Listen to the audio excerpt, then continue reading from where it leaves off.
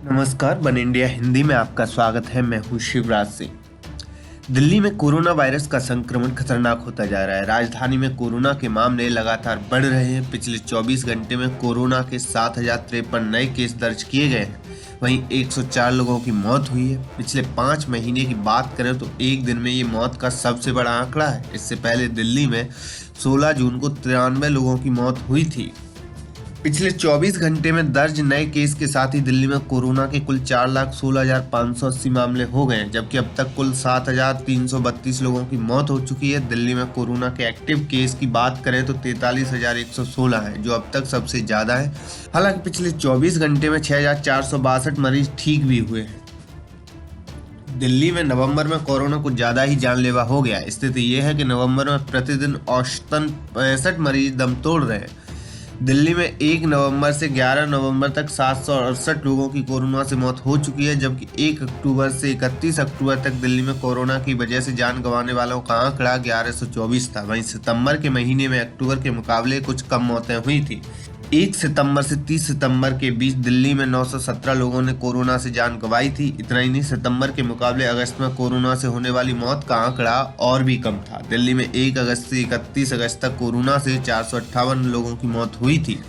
आंकड़ों पर नजर डालें तो मौत के मामले जून के महीने में सबसे अधिक दर्ज हुए थे। जून महीने में 2247 लोगों की मौत हुई थी। दिल्ली में पिछले 2 हफ्ते से कोरोना संक्रमण के मामलों में बहुत ज्यादा तेजी देखने को मिली है। 28 अक्टूबर को यहां पहली बार एक दिन में 5,000 से ज्यादा नए केस सामने आए थे, लेकिन उसके बाद से तो कोरोना के नए मामले बढ़ते ही जा रहे हैं। दिल्ली में कोरोना संक्रमण की तीसरी लहर मानी जा रही है। कोरोना के बढ़ते खतरे को देखते हुए दिल्ली सरकार ने घाटों पर छठ पूजा करने पर रोक लगा दी है।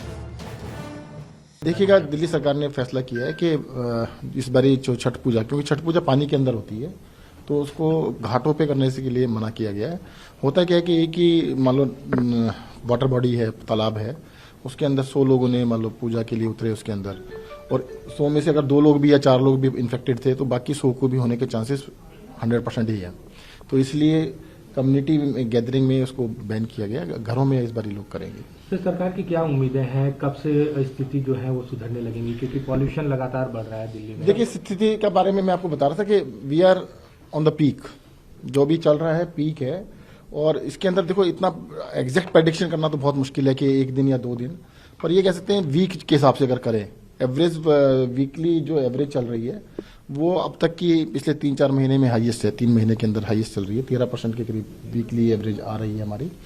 तो ये मुझे लगता है डेफिनेटली वीक के बाद कम होना चाहिए। कोरोना संकट को लेकर दिल्ली बेहद बुरे दौर से गुजर रही है। त्योहारों के मौके पर बाजारों में भीड़ दिख रही है तो अस्पतालों में मरीजों की तादाद भी बढ़ती जा रही है। सर्दियों में कोरोना के बढ़ने की चेतावनी पहले ही दी जा चुकी थी। यही नहीं, मॉल, सिनेमाघर, मेट्रो सहित तमाम सार्वजनिक परिवहन के खुल जाने के बाद लोगों से एहतियात बरतने की भी अपील होती रही, लेकिन दिवाली से पहले बाजारों में मुड़ी भीड़ बता रही है कि दिल्ली के लिए खतरा और बढ़ सकता है।